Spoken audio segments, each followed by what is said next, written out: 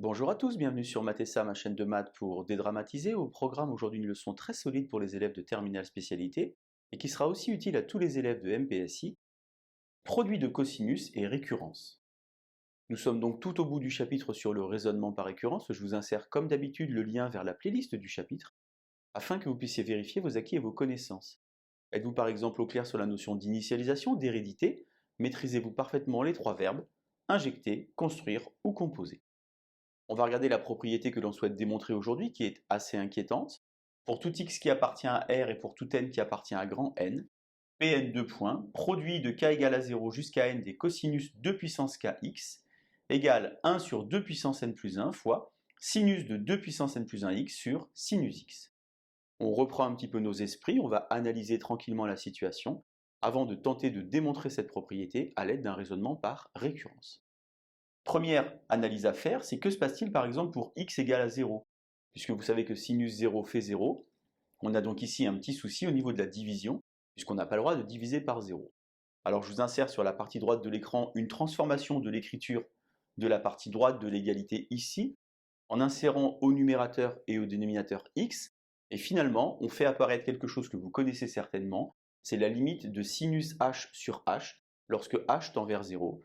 Je vous insère le lien vers la vidéo qui traite de ce point. Si vous ne connaissez pas ce résultat, la limite de sinus h sur h lorsque h tend vers 0, eh bien ça fait 1.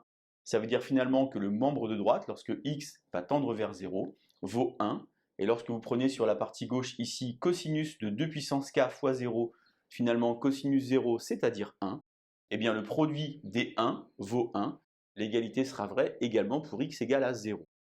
Vous savez que sinus x s'annule pour tous les multiples de pi. On peut procéder de la même manière à chaque fois en pi, 2pi, 3pi et ainsi de suite. Alors comment faire pour gérer ce symbole pi ici qui veut dire produit?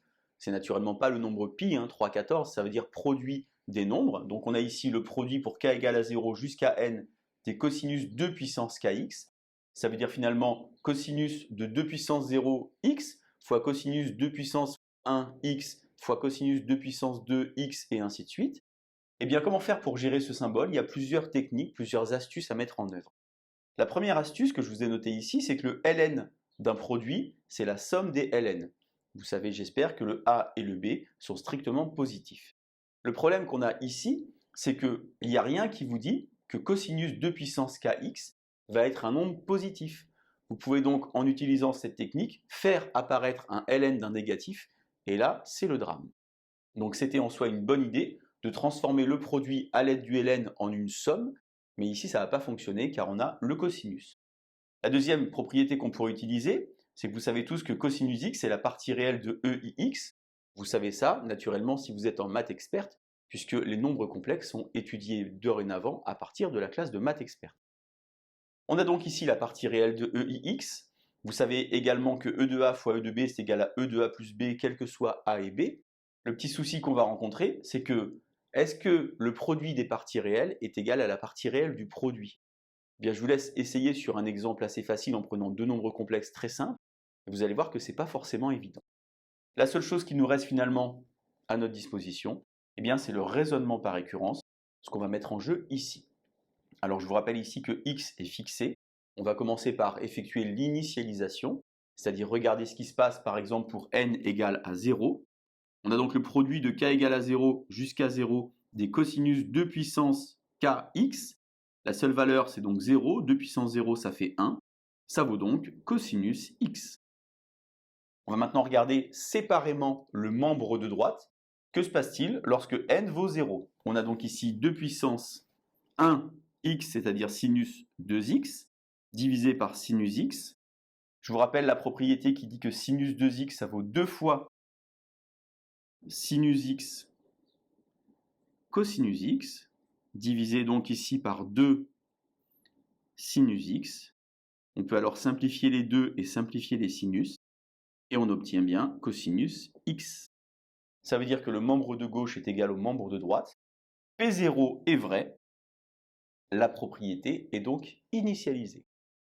On bascule donc maintenant sur la notion d'hérédité. Je vous rappelle que chaque enseignant a sa phrase et que vous allez naturellement utiliser la phrase de votre enseignant. Je vous livre ma phrase. Je suppose qu'il existe un entier n.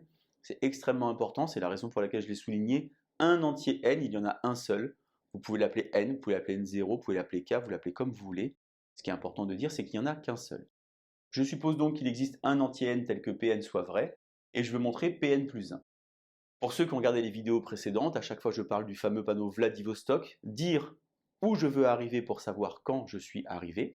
Je vais donc écrire ici ma propriété Pn plus 1, en faisant l'effort de noter ici un point d'interrogation, pour bien comprendre que je ne peux pas ensuite partir de cette propriété, que je dois arriver à cette propriété. Alors j'ai ici Pn, là j'ai n, là j'ai n, là j'ai n. Et bien si j'ai Pn plus 1, je vais donc remplacer par n plus 1. J'ai donc produit de k égale à 0 jusqu'à n plus 1 des cosinus 2 puissance kx égale donc 1 sur 2 puissance, attention, n plus 1, c'est-à-dire n plus 2, sinus de 2 puissance n plus 2 x divisé par sinus x. Alors j'ai parlé tout à l'heure d'injecter, construire ou composer. Ici on ne peut pas composer car on aura du mal à faire apparaître une fonction. On peut utiliser soit injecter, soit construire. Lorsque vous avez comme ceci une expression avec un produit, injecter c'est relativement facile. Vous écrivez la partie gauche de votre égalité, vous coupez en deux ces produits et après vous allez injecter l'hypothèse de récurrence. On a donc produit de k égale à 0 jusqu'à n plus 1 des cosinus de 2 puissance kx égale donc produit de k égale à 0 jusqu'à n des cosinus des 2 puissance kx fois le dernier facteur de ce produit, c'est-à-dire cosinus 2 puissance n plus 1 x. J'ai ici supposé que Pn était vrai, ça veut donc dire qu'ici je vais pouvoir injecter l'hypothèse de récurrence en remplaçant le produit de k égale à 0 jusqu'à n des cosinus 2 puissance kx par la partie droite de l'égalité qui est ici. J'ai donc ici 1 sur 2 puissance n plus 1, sinus de 2 puissance n plus 1 x sur sinus x fois cosinus des 2 puissance n plus 1 x. Lorsque j'observe ce qui se passe finalement, j'avais utilisé tout à l'heure que sinus de 2x est égal à 2 sinus x cosinus x. Eh bien je vais utiliser cette égalité mais dans l'autre sens. J'ai ici sinus de quelque chose fois cosinus de la même chose. Je vais donc pouvoir ici regrouper les deux expressions en une seule, en écrivant finalement que ça va être sinus de 2 puissance n plus 2 x. Ici, j'ai toujours sinus x, mais attention, j'ai un petit souci, c'est qu'en fait, ici, il me manque le petit 2 qui est devant. Je vais donc diviser par 2, comme ceci, en conservant la constante 1 sur 2 puissance n plus 1. Au final, j'obtiens 1 sur 2 puissance n plus 2, sinus de 2 puissance n plus 2 x sur sinus x. Je reconnais mon panneau Vladivostok dont j'ai parlé tout à l'heure. Je peux donc affirmer que Pn plus 1 est vrai, la propriété est héréditaire. Et en conclusion, je peux dire que pour tout x qui appartient à R et que pour tout n qui appartient à grand N, le produit de k égale à 0 jusqu'à n des cosinus 2 puissance k x est égal à 1 sur 2 puissance n plus 1 fois sinus de 2 puissance n plus 1 x divisé par sinus x. Donc voilà une leçon très solide, je vous laisse digérer tout ça, je vous laisse bien sûr vous entraîner, et je vous dis à bientôt sur Matessa. Bonne journée.